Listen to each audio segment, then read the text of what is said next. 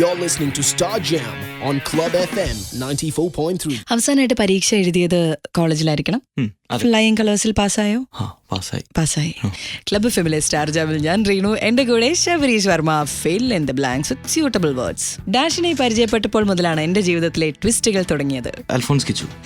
Nivin Pauly Mammootty fan ആണെങ്കിൽ ഞാൻ dash ഫാനാണ്. മോഹൻലാൽ. എന്റെ സങ്കല്പത്തിലെ കാമുകയ്ക്ക് ഡാഷിന്റെ മുഖമാണ്, പക്ഷേ ഭാര്യയ്ക്ക് ഡാഷിന്റെ മുഖമാണ്. ഡാഷിന്റെ മുഖം കാമുകയ്ക്കും ഭാര്യയ്ക്കും. അതാണല്ലേ എന്റെ ഉത്തരം? മിടുക്കനാണ് ട്ടാ, കുട്ടി കേക്കട്ടെ.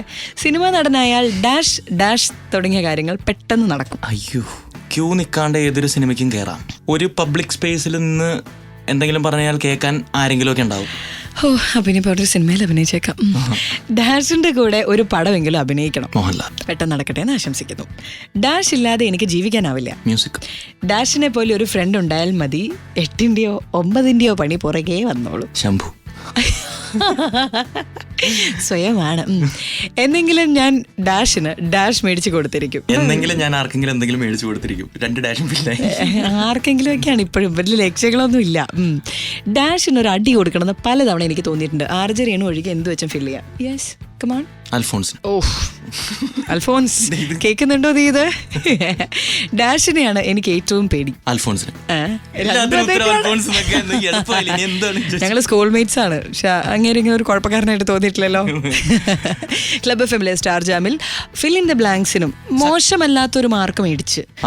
മോശമല്ലാത്തേ ഉള്ളൂ, സോറി ട്ടാ, നല്ല മാർക്കൊന്നും ഇല്ല. അടുത്ത പാട്ടുകാർ വരുമ്പോൾ ഞാൻ പറഞ്ഞിട്ടുണ്ടല്ലോ, വീണ്ടും വീണ്ടും അവരെ കൊണ്ട് പാടിക്കും.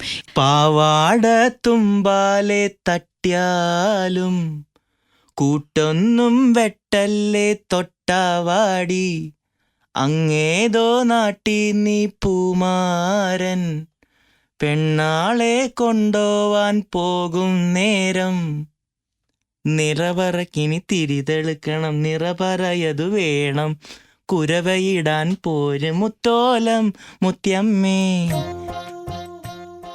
തമിഴ്, തെലുങ്ക്, മലയാളം, ഹിന്ദി. ഇപ്പൊ പറഞ്ഞ പോലെ വിനയ് താണ്ടി വരുവാണ്. ഹിന്ദി ശരി, ഹിന്ദി കൊഞ്ചം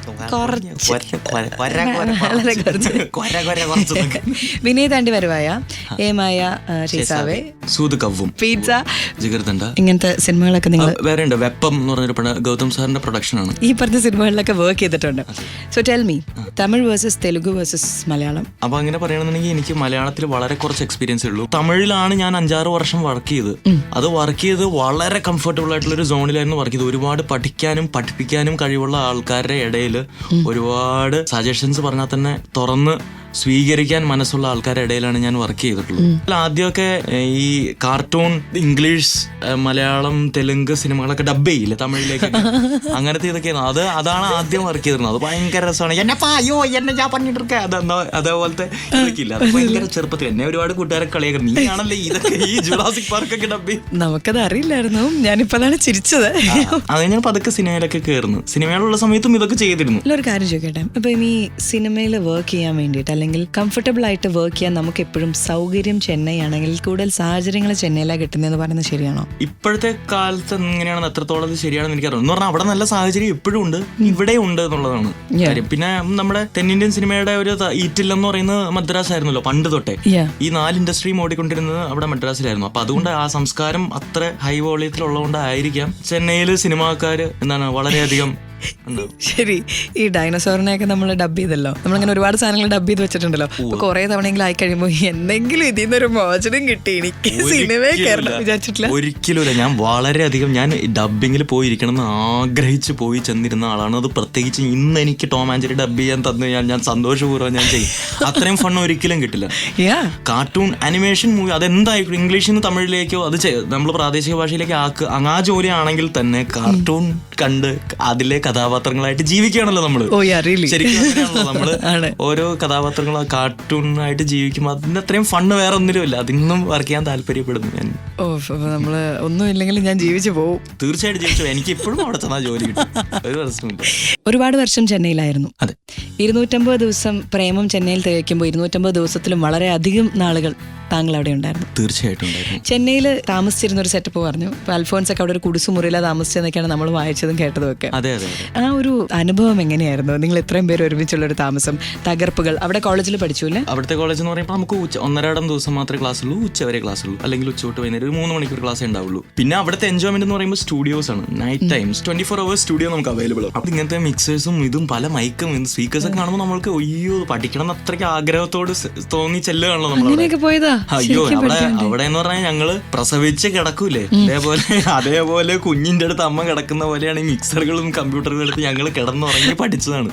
അപ്പൊ അത്രയും ഇൻവോൾവ് ആയിട്ട് കുറെ കാലം ആ കോളേജിൽ ചെലവഴിച്ചിട്ടുണ്ട്. സ്ഥലങ്ങളൊക്കെ അറിയാൻ തുടങ്ങി കഴിഞ്ഞപ്പോൾ അവിടെ എവിടെയൊക്കെ സ്ഥലങ്ങൾ നോക്കാൻ തുടങ്ങി. ഞങ്ങള് ബാച്ചിലേഴ്സ് ആയിട്ട് ചെന്ന് താമസിക്കാൻ തുടങ്ങി. അല്ല, താമസം നിൽക്കട്ടെ. സാധാരണ പറയാറുണ്ട് ഈ കേരളത്തിൽ നിന്ന് അവിടെ പഠിക്കാൻ ചെന്ന് കഴിയുമ്പോൾ മൊത്തം അവിടുത്തെ പൊളിറ്റിക്കൽ പാർട്ടീസിൽ പെടുക, കോളേജിൽ അക്രമങ്ങൾ ഉണ്ടാക്കുക, തരികിടകളിൽ പെടുക, അങ്ങനത്തെ ഒന്നും ശബരീഷ് പെട്ടിട്ടില്ല. അപ്പൊ നിങ്ങൾ പറയുന്നതെന്ന് പറയുമ്പോൾ മഹാരാജാസോ ആൽബർട്ട്സ് ഒക്കെ പോകുന്ന ഒരു കോളേജിനെ കുറിച്ചല്ല. ഇത് അങ്ങനത്തെ കോളേജ് അല്ല, ഒരു ടെക്നിക്കൽ സ്കൂളാണിത്. പഠിക്കാൻ വരുന്നവൻ മാത്രം വരിക, പഠിക്കാൻ പോവുക, അതായിരുന്നു സംഭവം. അങ്ങനെയൊന്നുമല്ല. അപ്പം പഠിക്കാൻ വന്നതിൽ വളരെ കുറച്ച് ആൾക്കാർ ഇത് തന്നെ തുടർന്ന് കൊണ്ടുപോകുന്നുള്ളൂ. കൂടുതലും ഇത് ആഗ്രഹിച്ച് വരുന്നവരാണ് വരുന്നത്, അല്ലാന്നല്ല. അതല്ലാണ്ട് വേറെ എന്താ ചെയ്യേണ്ടതെന്ന് അറിഞ്ഞുകൂടാണ്ട് വന്ന് ജോയിൻ ചെയ്തവരുണ്ട്. അല്ലാന്നുണ്ട്. അത് പല ലോകത്തിന്റെ പല അറബിയൊക്കെ ഉണ്ടായിരുന്നു ഞങ്ങളുടെ കൂടെ പഠിക്കുന്നു. ജംബറിലൊക്കെ അതൊരു ഉഗ്രനിലൊക്കെ ആയിരുന്നു. അവിടെ വെച്ചിട്ടാണ് ഞാൻ കേട്ടത് അവള് വേണ്ടയും വേറെ ഏതോ ഒരു പാട്ടും കൂടി ശബരീഷ് കൺസീവ് ചെയ്ത് ആണോ, അതോ ഇത് പ്രേമം സമയത്ത് വേണ്ടി എഴുതുന്നതാണോ? പ്രേമം സമയത്ത് വേണ്ടി എഴുതുന്നല്ല, പക്ഷെ നേരം കഴിഞ്ഞിട്ട് എഴുതുന്നതാണ്. വെറുതെ ഈ എഴുതിയതാണ്. നേരം പോക്കിന് വേണ്ടി നമ്മളിങ്ങനെ വെറുതെ പാട്ടുകളൊക്കെ ഉണ്ടാക്കും. ഇത്രയും അതിനെക്കുറിച്ച് ചോദ്യം ചോദിച്ചത് ഞാൻ കഷ്ടപ്പെടുത്തുമെന്ന് ശബരീഷ് അറിഞ്ഞില്ല. ഒരിക്കലും ഇതൊക്കെ എങ്ങനെയാണ് സംഭവിക്കുന്നത് ഞാൻ ഒരിക്കലും കരുതിയില്ല അല്ലേ? ക്ലബ് ഫെമിലെ സ്റ്റാർ ജാമിൽ അടുത്ത പാട്ടിന്റെ നേരമാണ്. ആ പാട്ട് ഞാൻ പാടൂല.